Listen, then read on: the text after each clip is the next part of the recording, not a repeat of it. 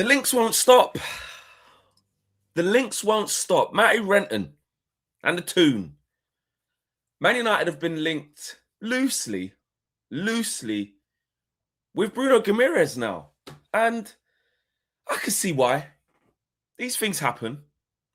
You know, like I said before, there's a football food chain. And yeah, you know, what? You not having a car boot sale, Matty?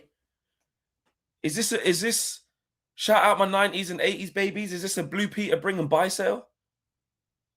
What is this? Is this an eBay auction? What's happening?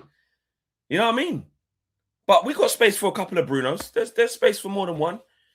We got Bruno F. We can have Bruno G. Shout out Ty. He's got the problem with all the Gabriels. He's got Gabriel M. He's got Gabriel J. He's got another Gabriel M. We can just make up little aliases to identify which Bruno we mean. Play you man tomorrow. We'll have a look at it. I'll send listen, Matty, I'll send a couple guys into the players' lounge. Bruno's injured at the minute, Bruno G. He'll be watching in the box with his family. We'll have a chat after the game. We'll see what we think. You know what I mean? Tonali, play against you tomorrow. I know you're really good as well. Could be a bit of an audition. I'll see what I want to do in the summer. Newcastle United fans screaming at the screen right now. Yeah, you can charge what you want. We have to pay a price and all of this stuff.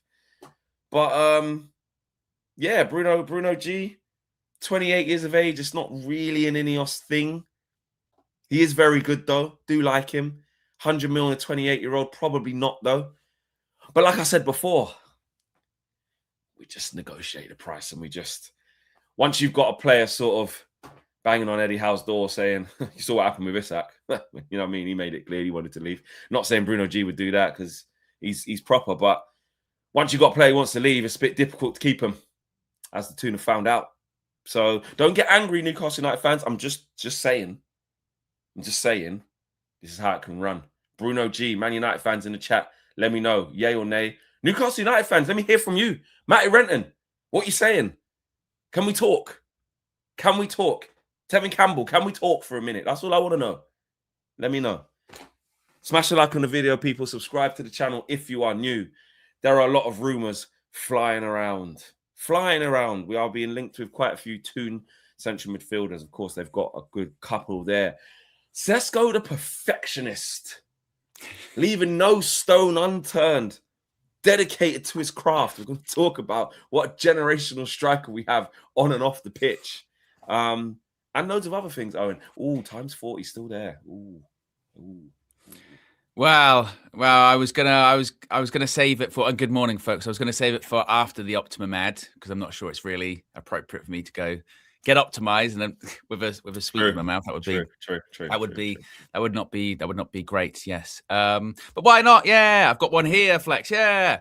And Optimum VT. Today's video is sponsored by our friends at Oxford Natural and their all-new natural supplement, Optimum Day and Night. Thousands across the UK, USA, and beyond are smashing their health goals with Oxford Natural. Optimum Day gives you steady energy, curbs your cravings, and keeps your metabolism firing all day. Optimum Night helps you relax, get restorative sleep, recover, and keep burning fat while you rest. It's not a magic pill, but it will help you reach your health goals. Check out some of the incredible results. Two of our own. Owen lost over 100 pounds in 10 months, and KG dropped 30 pounds in 4 months.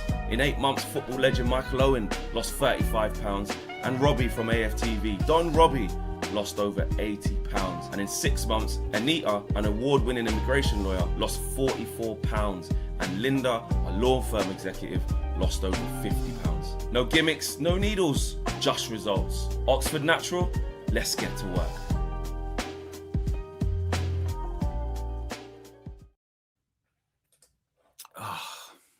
You see? You do it. See? You do it. Yeah, you see? And this is what you could... This is the problem, okay? I'll take the reins while you disgracefully mash yourself up.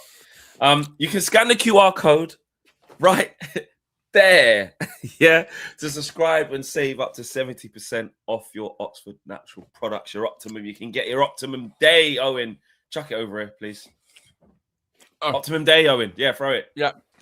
Thank you. Cheers. Cheers. Thank you very much. You can get your Optimum Day, which helps you with your weight loss journey. It helps keep those sugar cravings right down. Helps. I need it. Helps. Yeah. Owen does. Yeah, it helps Owen. Helps Owen. This is why he's taking so long to get through the 39 sweets. Because his sugar cravings are right down because he's on his Optimum Day. But no, it does help you with your sugar cravings. It helps you with the burning of the fat that you need to be doing. And then, of course, you get your Optimum Night. Owen, could you send that down the line to me, please, sir? Bloody hell. Thank you, Owen. Yes, big up yourself. Big up yourself. Then you get your Optimum Night. It's got your berberine. It's got your magnesium. It's got your ashwagandha. What is that all help and aid with? Sleep, my friends. Sleep. People do, on a serious note, people do forget how important sleep is when you are on a weight loss journey, when you are on a health journey. And you can save up to 70% off. Scan the QR code on screen right there. Use code UNITEDVIEW to be part of that deal that we are bringing you, all thanks to Oxford Natural. Owen, Jesus. You should have, bro, wait towards the end of the show. Just wait. Did it? It's done. Oh, done. Right. Okay. Done. Cool. All right. Done. You don't have to do it that early. Right, it's out the way now. It's done. Tonali, Bruno G. Could Manchester United be looking at both of them? I mean, it's one of those ones where we're playing Newcastle tomorrow. We're looking for midfielders. Put 2 and 2 together. What do you get? 3. One of those kind of situations. But it's not the first time we've been linked with Tonali in recent weeks, is it? As I put Flex back in every morning. It says this came from reports in Spain. So take it with a pinch of salt. Eduardo Burgos Flex for Dario AS, which is questionable at the best of times. But saying that Manchester United have made informal contact with the entourage is of Bruno Guimaraes and Sandro Tonali. It also said, and this is what people like even more, is that Casemiro Flex personally real suggested, co-sign. Yes, a real co-sign. That's what it was, saying Casemiro had personally recommended the club to sign Bruno Guimaraes as his replacement. Let's get into the hypothetical here. You know what I mean? Get into the hypothetical and let us know in the chat. Would someone like a Bruno Guimaraes be who you'd be looking for to replace Casemiro? Like you said earlier on, 28. What's his contract to? His contract's, I think, until 2028. I think it is.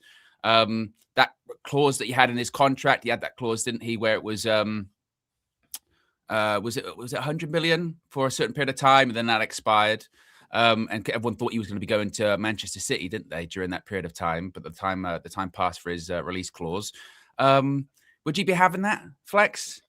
Or Bruno G instead of Casemiro? A bit younger? Are you looking maybe for a bit of that? Yeah, I mean, look, do you know what it is? We can also get caught up in all our age profile. We're trying to do this, we're trying to do that.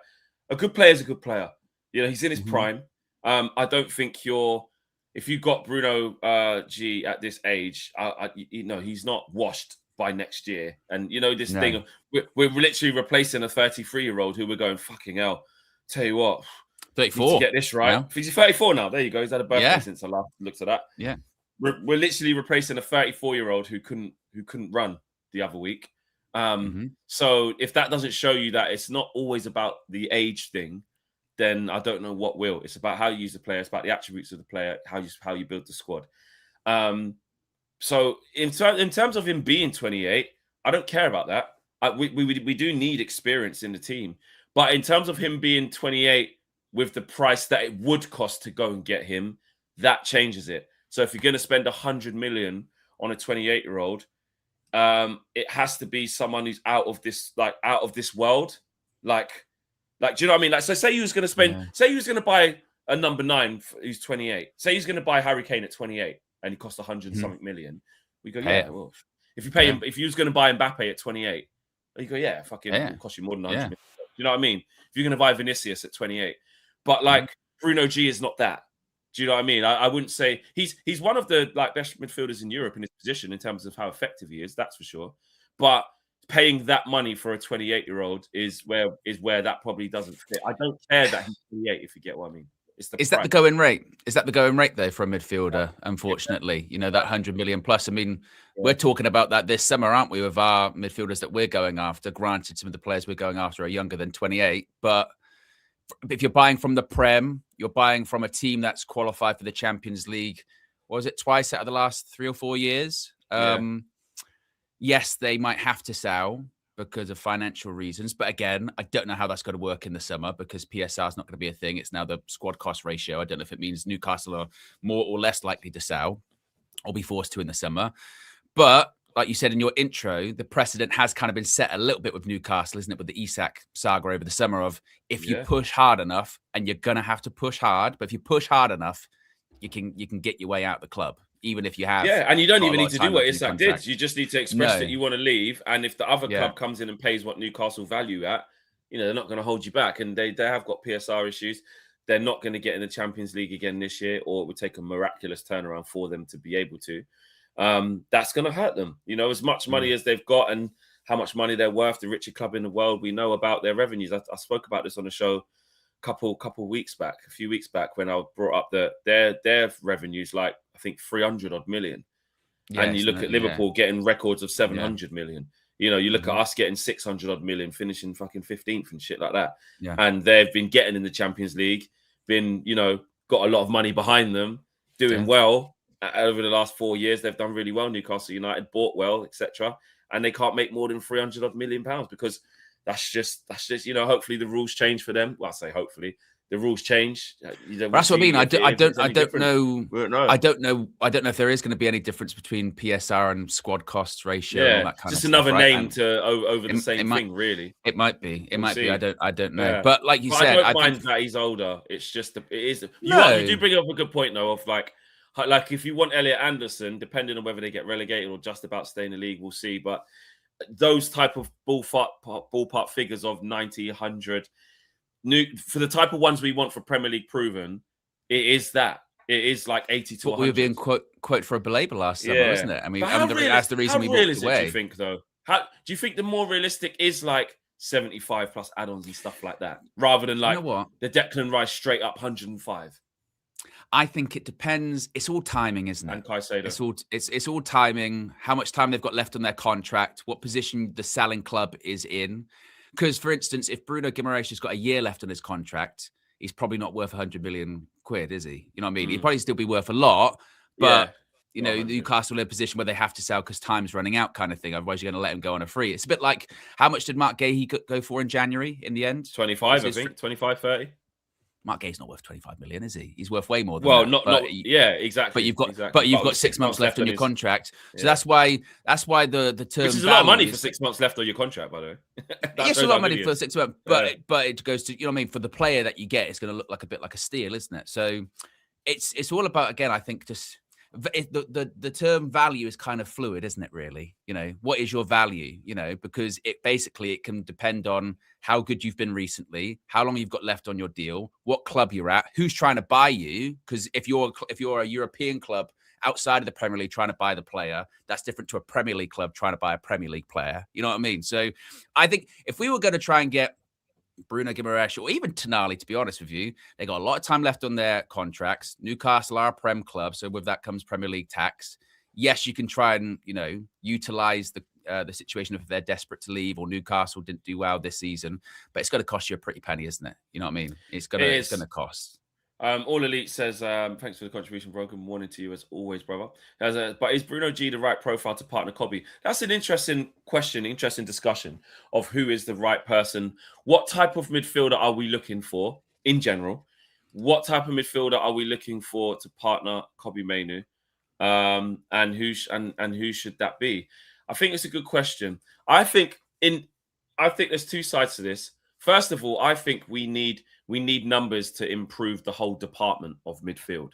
So for me, if you're looking at, let's be honest, Ugarte will probably leave, right? If we want to. And Casemiro, we obviously know. So there's two spots. And really you don't want to be one injury away from X or one injury away from Y. You kind of want a department of 4. If you play 2 central midfielders, we want a department of 4. You want to be able to change. If you're going on all fronts next year, you want to be able to, the other 2 who come in for the 2 that start or whichever combination you play, you don't want a big drop-off. So I just want quality throughout the squad. Bruno G, in terms of the perfect partner for Kobe, if they were to start every single game as the 2 pair that would start every game, how would they complement each other? Who plays the deepest? We are looking for a 6. We're looking for a dictator, but they also have to be able to get about the pitch. I'm not opposed. Kobe can play deeper. He can. He can do it. We saw, actually, even though people didn't like it, it still riled me up. Kobe took the onus to be the deeper player and keep things ticking over and keep things a bit safe and conservative against Crystal Palace. Got absolutely killed for it, but he did. While Casemiro went forward and tried to make passes happen and stuff like that. That could have been Bruno G. You could say to Kobe Mainoo and Bruno G, play next to each other, but Bruno G, you got a little bit more license. Kobe want you to stay a little bit or pick your moments. But I don't see that being a massive problem. Realistically, if you're looking at how people cussed Kobe the other day, you'd think like somebody who has sort of the passing ability of Wharton, but the athleticism of a Bruno G / Tonali is what we're looking at. And does it really exist? Elliot Anderson doesn't maybe have the vision and the forward passing of Adam Wharton on the eye, but he can play. Owen had that magic stat back when Anderson was the top of it. That was about 3 months ago now. Is it still in it? Have I still got the graph saved? Probably still got it in No, there. I got rid of it. I got rid of it. Yeah. Even though when it's time to let go. Or someone did. Yeah. But there you go. Like, I just think like as long as out of the group of midfielders we buy, if you get Bruno G, and you get Anderson, fair play. If you get Bruno G and you get Wharton, that's enough for me. If you get Tonali and you get Anderson, or if you get Tonali and you get Wharton, or if you get Baleba and you get Anderson, or you get Baleba and you get Tonali, you know what I mean? Typical Man United, it might be none of all of these. You know what we're like. It could just be none of them. The Toon ones look the most unlikely, if I'm honest. Like Tonali and Bruno G look the most unlikely. I was going to ask you this question. To you and the chat. Like, because it is funny what can change in such a short period of time. If we'd have said a couple of months ago, let's say in January, we said Man United, they're looking to sign Bruno Guimaraes in the summer. We'd have gone, you're going to get Bruno Guimaraes or Tonali, one or the other. But now that we're up to third in the Premier League and touch wood, it's feeling kind of European footballish next season. Suddenly it's, well, maybe we could get one of them. You never know. you never know. We could maybe get one of them. Yeah, might be something. But which one's the most realistic one? Do you think? Out of some those. people say even Elliot Anderson. Are any of these realistic? Because we don't really know what level we don't know, do we? They should be. Are we? They are realistic. We attract. Yeah. What is realistic? How attractive are we compared to some? Do you know why? Do you know why in the league now? You know what I mean? Yeah, exactly. And we want to kick on. We want to be a serious team next year, and we can't fuck this up. I'm going to say these are realistic because of the intent, and the reason why I'm also going to say it's realistic is because look at what we did last year. We went and bought from the rest of the league 2 really good players in Cunha and Mbumo for £62.5 million, and they've seen the return on that be like, thank God we got some Premier League proven players. They just elevated us. That's the way we need to go. That's where we need to be at. So I get it. If it's breaking the 100 mil barrier for one player, probably won't be where we want to be. Even though they want to buy from within the Prem, they've also made it clear about unearthing the next and maybe not paying that type of money. But I think I don't think all of them are going to be 100 plus. I don't think that. I don't think Elliot Anderson's going to be 100 plus. I don't. I think you can get Elliot Anderson, even if they stay up. Definitely not if they go down. But if they stay up, I still think you can get Elliot Anderson if he wants to leave for like 75 million plus whatever add-ons. You reckon Marinakis won't get in the way with that one? No. Do you know who I was talking to about this, which is interesting? Matt Scott, resident Forest fan and reporter at TalkSport, good friend of mine, season ticket holder at Forest, obviously covers his club in the media and as a fan. And I was talking to him about this, saying, 100. And he was like, Marinakis blocked the Gibbs White thing because he doesn't see Spurs as like one of the big 6. He said he sees it as like a pack, which, you're kind of right. He was right. He sees them as like he was right. There's a bit of a parallel. It's not really that much of a step up. Like, I'm blocking that. It ain't Man United. It ain't City. It ain't Arsenal. It ain't Liverpool. Like, no. Like, I think we can give you a better offer, and I think you can achieve the things you want to achieve here instead of there. And there's an understanding that what Max was saying to me was that Marinakis won't kind of get in the way of like the big Don ones. Yeah, and obviously with then Forest going to be finishing down at the bottom of the league. Does he just pull that every time though? You know what I mean? Man United Yeah, ain't what they used to be. Chelsea, look at them. Look at how much money they've lost. Look how much money they've lost. You know, because like I mean, did you see the Todd Bowley thing when he was sitting down, going, basically, my first season, we had no directors, so I just did it, and my method was, if City are going for him, he must be good. Must be good. Yeah, so went after him, and that's exactly what was happening in real time. You remember when Chelsea were like hijacking those things? And it was like, Chelsea have just come in for him. And the funny thing is, you talk to a lot of Chelsea fans now, they're like, that's probably our best summer. Look, that's what I'm saying. Look, he sold Elanga with no fuss, 50 million. Go. Like, it's not, it was just that it was their captain, it was Gibbs White. You know what I'm saying? Elanga was a good part of what they were doing for 2 years. Sold him for 50 million as soon as Newcastle came in. Like, they also still need to balance their books. Now, I'm not saying that, I'm not saying that it's going to be 100. That it's going to be an easy cop. Like, we could just go pick up Anderson, but Anderson, I think, will probably express a willingness to leave once all these big teams come in for him. It'd be more interesting to see if City do come in for him at the same time as us. What does that look like? He's going to be, he's going to be wanted. So I feel like, I don't think Elliot Anderson will cost over 100 million. I think you can get him for like 75, 80. Something. It's going to be high. But I think 70 will be the base, and then you go up from there. Same with Baleba as well.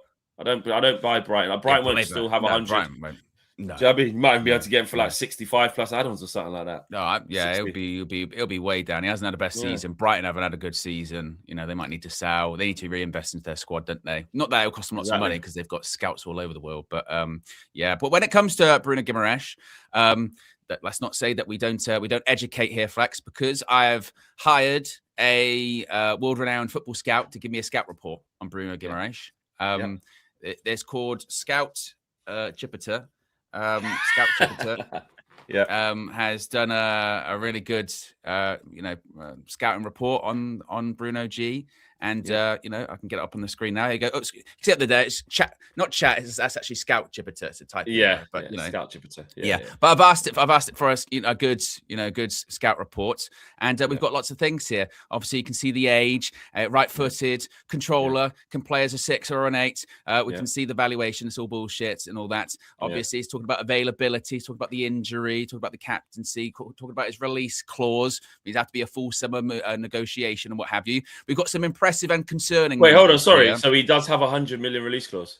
No, he did, but it's expired. So this summer will be a full negotiation. Okay. So some impressive and concerning numbers here. We've seen the output here: 9 goals, 4 assists. Not bad. Chance creation, 38 chances created, 5 big chances. Ball winning. He's a ball winning player. Look, 50 tackles, 108 recoveries, 16 possessions, 1 in the final third. When it comes with that, though, what does that mean? Yellow cards, fouls, commit quite a few fouls, but it's not bad. It's not bad if you're looking for Casemiro stuff. That's not bad. Stuff in the last baseline. I bet you can go. What kind of midfielder is he? What is he elite at? He's an engine. Repeat sprints. In 23-24, he covered the most distance in the league a couple of seasons ago, ahead of Rice, Rodri, even Bruno Fernandes, which is pretty impressive. Ahead of Rodri's easy, but Rice and Bruno is impressive. Yeah, it's pretty impressive. Creates chances, wins the ball high up the pitch, which we've been trying to do a lot recently.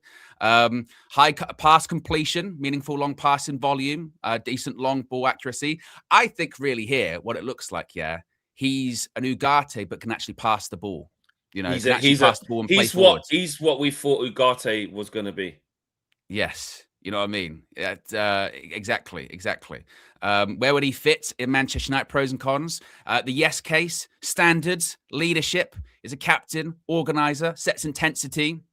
And the PL zone data shows Newcastle's result crater when he's missing.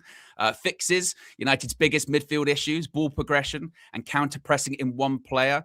Last season, he did 38 out of 38 league appearances. That matters. Durability, The no or caution, like we said, price, leverage, contract to 2028, no active release clause. Bit of a role clarity. What's he going to be? And hamstring timing. He's been missing weeks now. You know how funny that bit is, that Owen? You just missed it.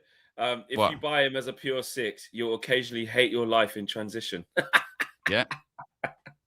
He's better as an 8-6 hybrid, not a parking brake 6. This is brilliant. It sounds literally like a person. Yeah. Where he fits. That's a good description. That's a good breakdown. Right or left 8, in a 4-3-3. Also works in a 4-2-3-1 double pivot. How he compares to the current midfielders. This is the one we're looking at. Of course, the midfield list is Bruno, Mason Mount, Casemiro, Ugarte, Kobbie Mainoo. Versus Casemiro, Bruno gives you legs and pressing and progression. Casemiro at his best gives you pure defensive reading, aerial presence. Bruno G is a better modern intensity fit. Casemiro is more of a specialist. Ugarte is more a ball winner first. Bruno G is an all-rounder, creates and tackles. Kobbie Mainoo is calmer, cleaner in the tight spaces. Bruno G is a bit more chaos controller, risk, bite, and tempo.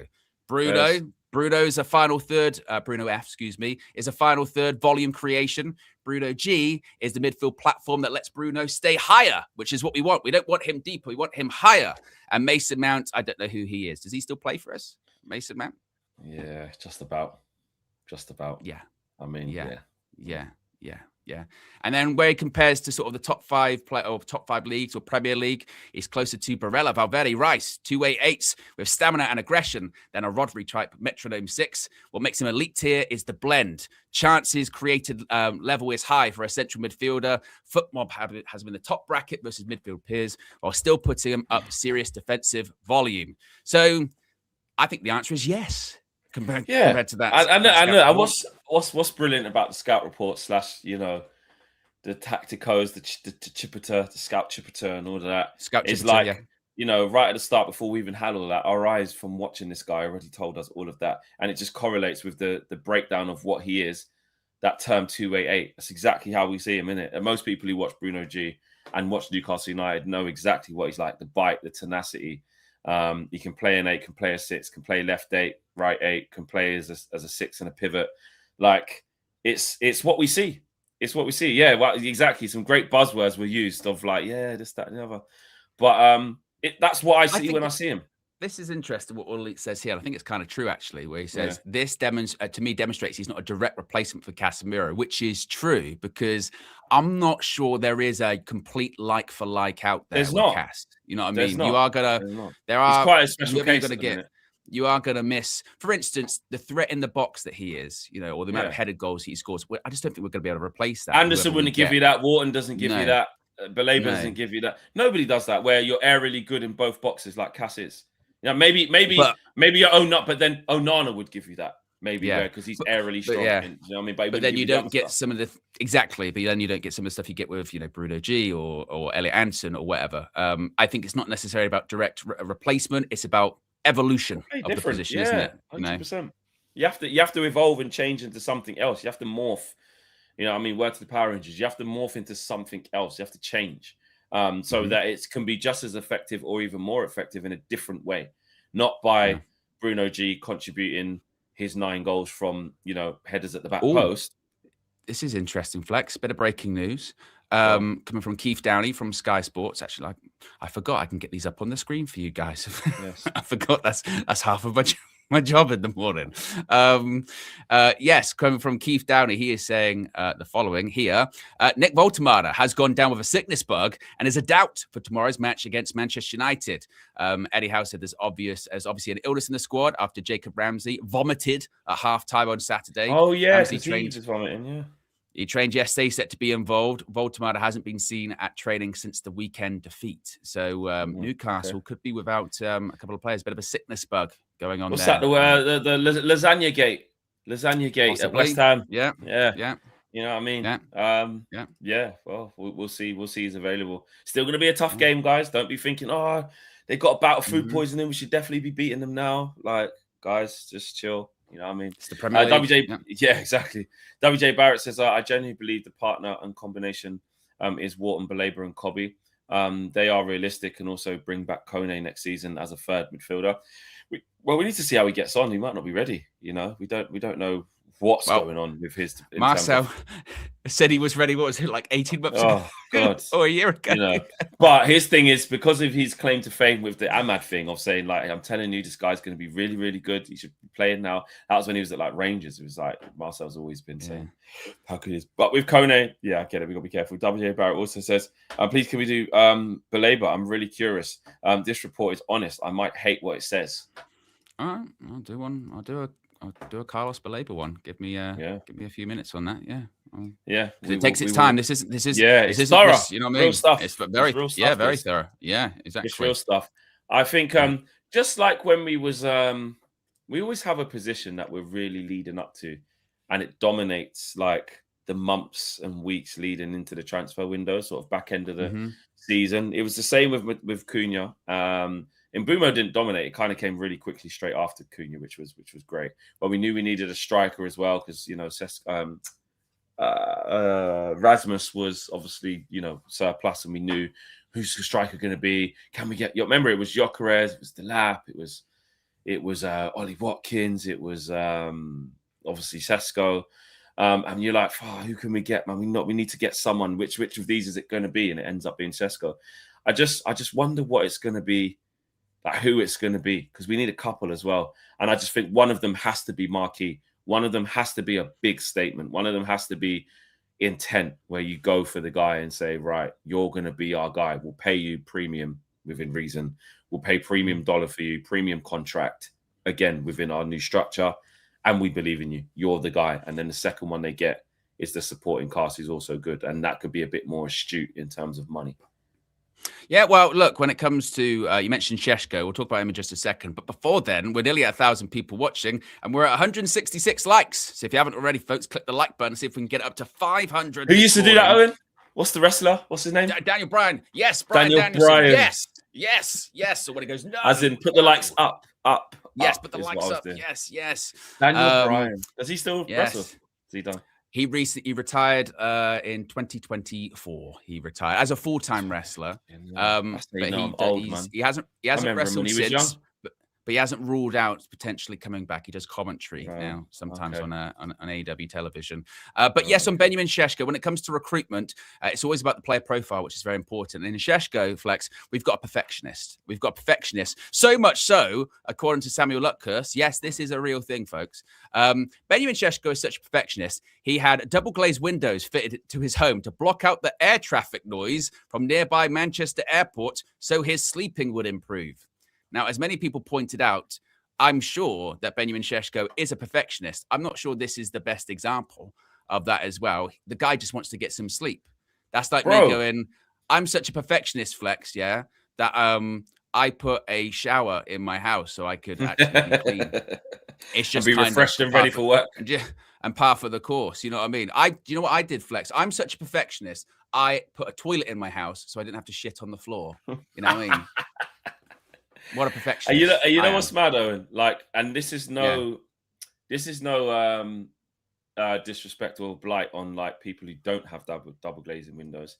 But in 2026, like double glazing windows is like for football, like in a footballer's life, let's say. Yeah.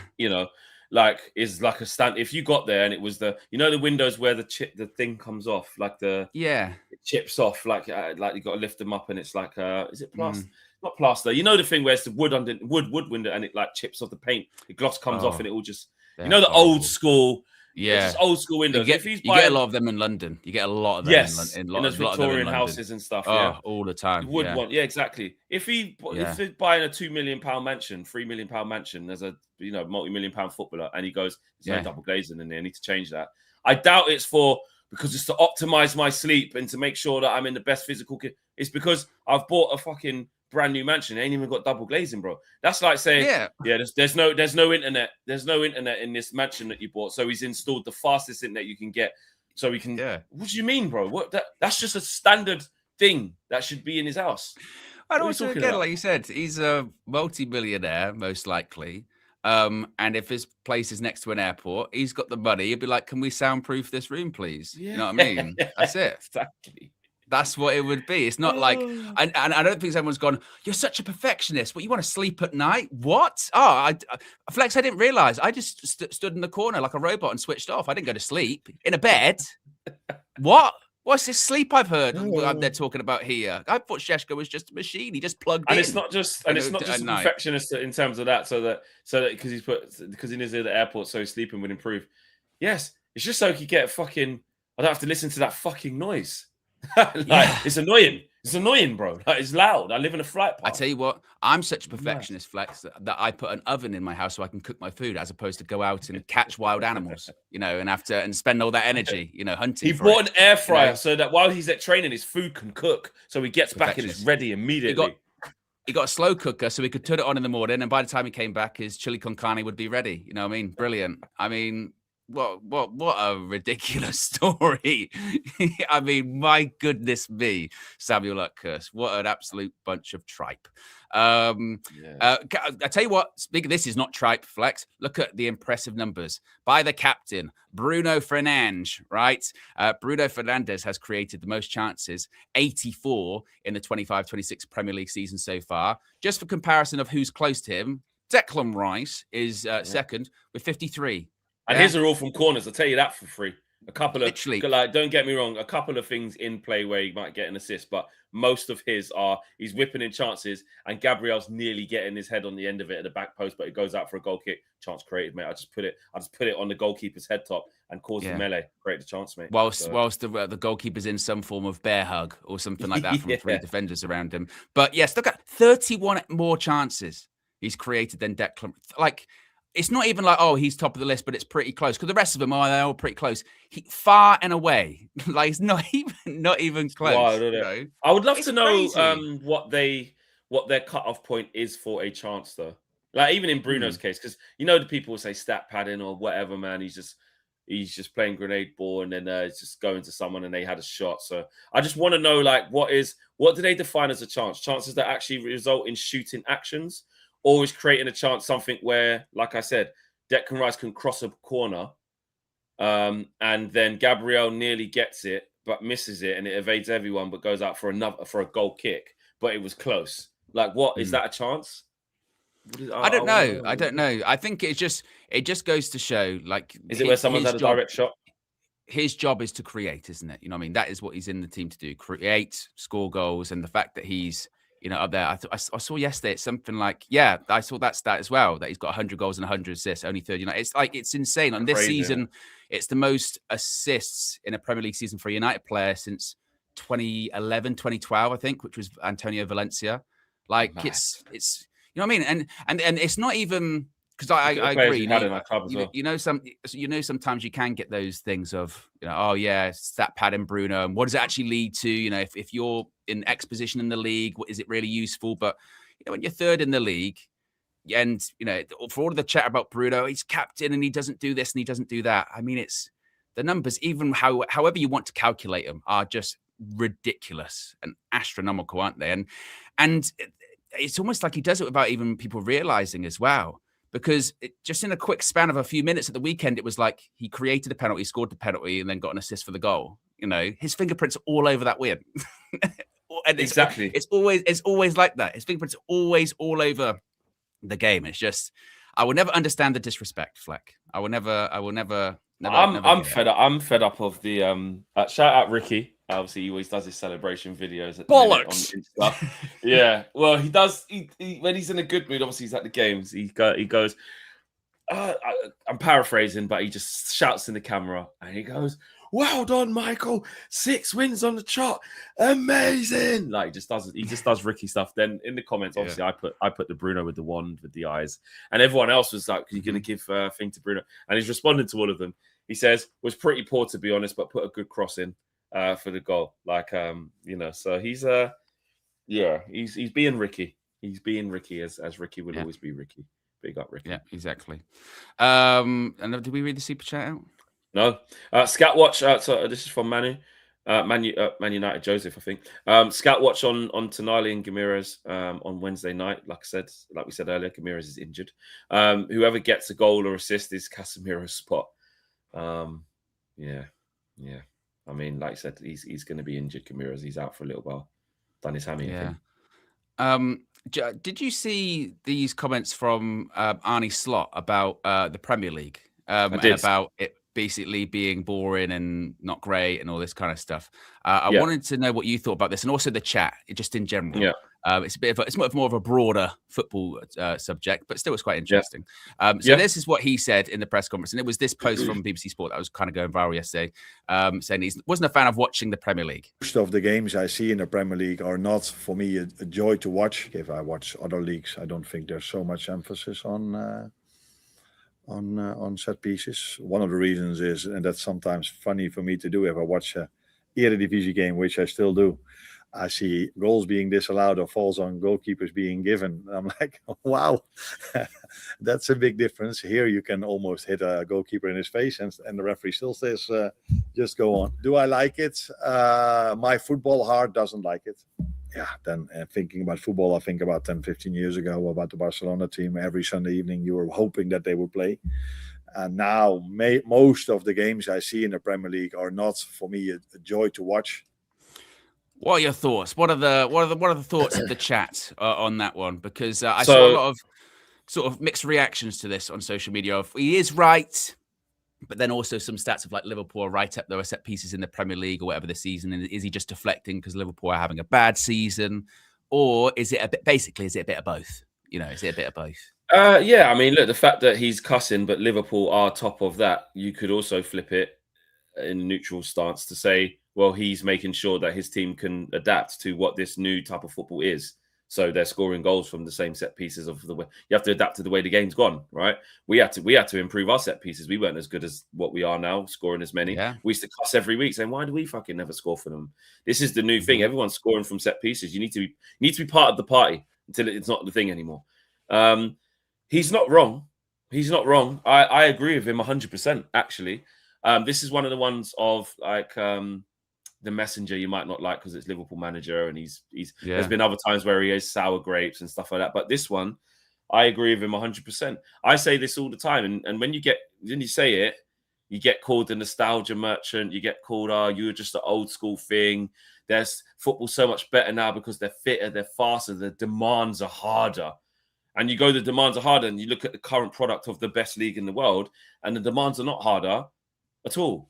How could the demands be harder of everybody crowd the fucking 6-yard box and let's kick it in there and like Kobe Maney said, have Royal Rumble. You know what I'm saying? Yeah. It's not that. And when he says like it's not the way, he's basically saying it's not the way I like to watch football. It's not. It's understandably so. This is where we are. The landscape is the landscape, and it is back to what Sean Dyche said. 15 years ago, 20 years ago, this was the style. It went out of fashion and it comes back in. It is skinny jeans, flared jeans. It's a great analogy. Things come back around. The baggy jeans are in now.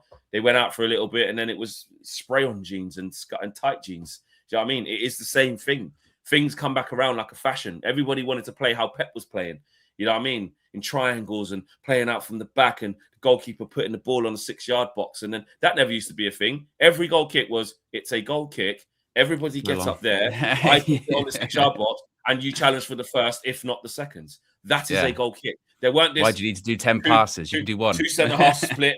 Then you get your fullbacks there, and then the tactical coach can get involved, and the 6 comes and drops in, and then he drops that pass out, and then we're out in the right back. Now, that's a common thing. We've started to do that quite a lot recently. I don't know if you've noticed where we play it. Lamens plays it to either Kobe or Casemiro, and he plays it first time round the corner to the right back or left back. So football changes. It's like fashion. So I just, where it's at now, the spectacle of it, it's not good. It's not good. I don't agree. I agree. There was a time where goalkeepers weren't even taking the goal kicks anymore. It was the centre backs. And they would pass it to the goalkeepers. And they give it to the goalkeeper. Exactly. What kind of, proper wingers. Remember I said the other day, where I go, our left-footed players are uncomfortable playing on the left. Left, yeah. What do you mean? Tell Roy Keane, that you're left-footed, and to be honest, Gaffer, though, I'd prefer to be on the right, though, bro. What do you mean? Do you think Ryan Giggs said with his left foot, like, do you know what? I'm going to get better use out of this over the other side. Do you know what I mean? Yeah. No. I think, like I said, I never really know where to go with these kind of things, just because, one, I mean, I always say this now, if it's not Man United playing, I don't really watch that much football outside of it anymore. And I don't know if that's because just Man United have been shit, and you just, because when Man United aren't doing very well, they're not winning, you kind of get just soured off football in general, don't you? Like, because you just feel bad that your team doesn't play very well. Yeah. So outside of United, I haven't been watching as much. But then I don't know if that's also just because your standard Premier League mid-table fixture or sort of towards the bottom end of fixture, it just isn't really that entertaining. I remember, again, we do sound like back in the day merchants, I know, but I remember sort of 10, 15 years ago, and it was like, who's playing today? And if it was two random mid-table teams in the Prem, you'd be like, this will be a good game there. This will be fun stuff. Now it's just dull. It is just dull. And I don't know if it is the over complication of tactics or, like you said, the set piece stuff. But yeah, that kind of your bog standard Premier League game has lost quite a lot to it. And even that Arsenal game at the weekend against Chelsea, that's your big Super Sunday one. And it was just filled with set pieces, long throws, grappling, in the box. And it's just like, it's just, I suppose it's just the game evolving, game changing, but still it is just, I don't know. I just can't bring myself to enjoy that as much. You know what I mean? It's just not how you like. It's not what football was made to be. Like there's an element of that in this country of like we've gone back to basics.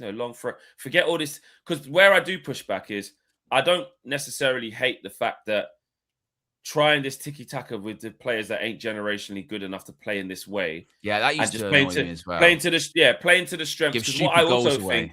What I think is a shit product is, like I say, Russell Martin coming up from the Championship and saying this is the new way of playing, and you got shit centre half, shit right back, shit left back who can't play like that, and you're like you said, you're losing the ball, and people are just fucking scoring on you because you're not good enough. That's a crap spectacle.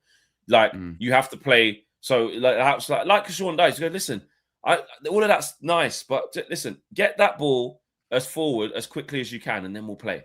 That's it. That's it. I don't mind the simplicity of that. I did put a thing in our chat there, but actually, I don't know if you're going to be able to get it up on the screen. No, I won't be able to play it. But, someone put up a video of it was 5 corners from a game between Liverpool and Man City. This game looks, this game looks like probably around 19, 20. I think that's... Mane's there. Cancelo's there. I think that might be like 22, I think maybe. Yeah.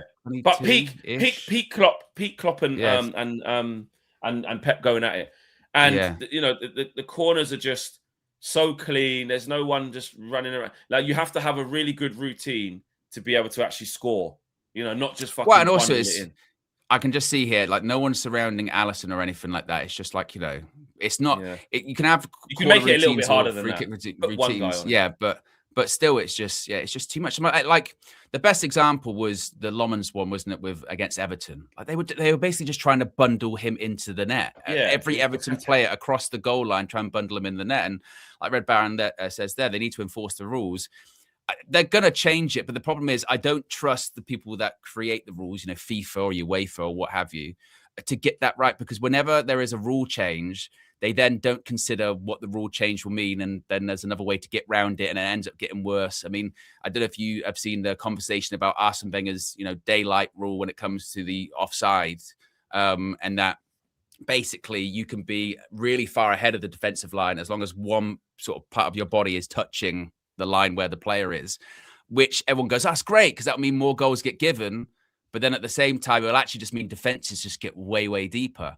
So we might have this next chapter of football whereby, because we've meddled with the offside rule, every team just won't even push up the pitch anymore. And what would that even look like? People just going like long to each other, having these giant long defensive balls that are on the edge of their own box. Like I don't know. When I'm really concerned about when they do make these changes, because it is just going to F up. It's just them. And like Red Baron says there, the refs just need to enforce the rules. If you start blowing for fouls and making sure the game stops, you say, I'm not doing that. Here's a yellow card. Told you, this fucking grappling thing's ridiculous. Or just don't have to be yellow cards all the time, but just start turning over possession when it happens. Then they'll stop doing it. Red Baron says the rules don't need to change, Owen.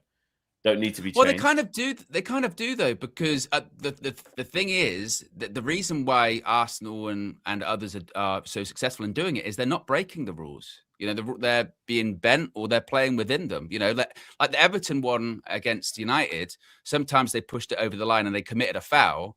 But I don't think there's anything in against the rules where you can't like just get basically players around the goalkeeper, can you? When does it turn into blocking them off? I don't know. Well, I don't know. I think it's a physical game. You're allowed to do that. Sometimes the refs don't know, and the VAR don't know. So they'll even be like, well, if we bend the rules, you're stuck, you're frozen, you're pixelated.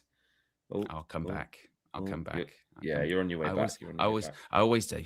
But if they sort of bend the rules and it's they kind of are not blocking, they're kind of surrounding or obstruction, this, that, and the other. Some refs still won't give it, you know what I mean? Or VAR, they won't know. They'll go, I don't know, because and it will go too far the other direction, won't it? Because you remember the whole conversation for years of our goalkeepers. They get away with murder, don't they? They get away with murder when it comes to crosses. Yeah, that was the thing. They get. So that's what I'm saying. So now they've gone the other way of we're not letting them get away with it. Every time they go up and they just go down, they get away with murder. They're the most protected species in football. I remember all of that stuff. So and they were at one point. As soon as you put your hand on a goalkeeper, they go, and because it's because a goal will literally go in because there's nobody to guard the goal. They're very as protected. A keeper, you used to know it basically. If you just get shoved in the box on a corner or a cross or anything like you go down, you'll get a free kick because they'd rather give the free kick than have the controversy of giving the goal. Basically, like you said, because a goal is game changing, a free kick isn't. So I don't know. I don't know. It does need to be resolved, but I don't know how it does. I think, like you said, Flex. Just eventually, it'll probably go out of style. Maybe. It will go out of style. There'll be a new thing that is the fashionable thing to do, and people will cotton onto that. See one team with a particular success with one way of doing something, and everyone goes, they're onto something there. Then everyone gets trained up. We literally have seen it with Arsenal. That is what happened. They started doing well at set pieces, and now everyone drops the fucking ball on top of the goalkeeper's head, and it's just a melee in the 6-yard box. Everyone, which will then filter down to probably, I haven't played football in a while, but I'm pretty sure semi-pro teams on Saturdays and non-league on Saturdays and stuff will be doing probably the same thing. Probably never stopped, to be fair. I'm surprised. Honestly, I'm surprised it's taken this long to really catch on in the Premier League because you think about it, when it comes to like the NFL or other sports, they've got dedicated coaches and dedicated, statistics and whatever when it comes to, special teams and what have you. And everything is completely intricate and completely planned out. I am surprised it's taken this long to really get to a point in football or the Premier League where it is now, where these are so choreographed, so calculated, and what you'll probably end up finding next is people, like James Ward-Prowse, and it used to be like you get him in the team because he's good on set pieces. Yeah. I think it will get more and more like that, where it'll be like you recruit someone specially for, they can do the job in midfield or, your right back or your left back or whatever. But if they're amazing at set pieces, they're worth having in the team because when it comes to the dead ball delivery, they can get it exactly where you want. A bit like how, obviously David Beckham used to be, but even like now with Declan Rice, isn't it? With his corners, they're going to be pretty much on the button straight away. I think there's going to be more of them coming forward soon. Agreed. There's a piece I think I've just sent you now, which is really interesting while we're talking about this. Hopefully it's a real quote. I think this account does usually put up some quotes. Didn't this account used to be somelsomeone else? I think this account used to be someone else, and they got the stuff sold to them. And maybe I'm mistaken. Right, okay. Someone else. Well, I hope that Ruud Gullit has said this. But it's interesting. Maybe it's good to fact check it. But this is apparently what the legend of the game, Ruud Gullit, has said, ripping into the current game. I've decided to stop watching football. I don't enjoy our sport anymore. I watch Arsenal versus Chelsea. What an absolute garbage match of football.